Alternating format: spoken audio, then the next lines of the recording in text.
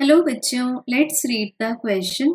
In the measurement of a physical quantity x equals to a square b divided by cube root of c d cube, the percentage errors introduced in the measurements of the quantities a, b, c and d are 2%, 2%, 4% and 5% respectively. Then the minimum amount of percentage of error in the measurement of x is contributed by. So बच्चों given है हमें एक physical quantity x जो कि 4 quantities पर depend करती है such that x equals to a square b divided by cube root of c multiplied by d to the power 3. अब इसमें गिवन है हमें कि a के थ्रू जो एरर कंट्रीब्यूट होती that is del a divided by a in percentage this is equals to 2%. Then b के through जो एरर कंट्रीब्यूट होती है in percentage it is also 2%. And बच्चों c क्वांटिटी एरर को contribute करती है 4% और d क्वांटिटी एरर को कंट्रीब्यूट करती है according to the given parameters 5%.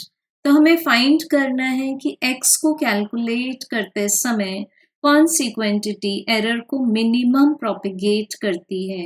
सो बच्चों इसके लिए सबसे पहले तो हम चेक करेंगे कि क्वांटिटी a कितना कंट्रीब्यूशन करेगी basically according to its power. So this will be twice of delta a divided by a in percentage. अब जब हम delta a divided by a की वैल्यू पुट करेंगे तो हमें आंसर मिलेगा 4%. Then we will be finding कि quantity b कितना कंट्रीब्यूट करेगी. तो ये exactly del b divided by b ही करेगी क्योंकि इसकी पावर 1 है. सो इसका आंसर आ जाएगा 2%. अब चेक करेंगे हम क्वांटिटी c के लिए. तो c क्वांटिटी कंट्रीब्यूट करेगी 1/3 times of delta c divided by c in percentage.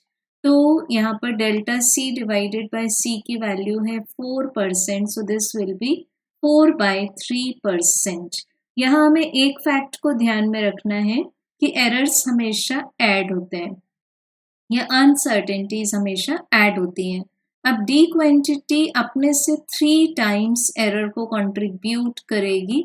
So this will B 3 times of 5%. It means ये सबसे ज़्यादा एरर को कंट्रीब्यूट करती है. तो हम चेक कर सकते हैं 4/3 एंड 15 में से लीस्ट डेटा है 4/3% और वो किसने कंट्रीब्यूट किया? C ने. So we have correct answer as option number 3. Thank you.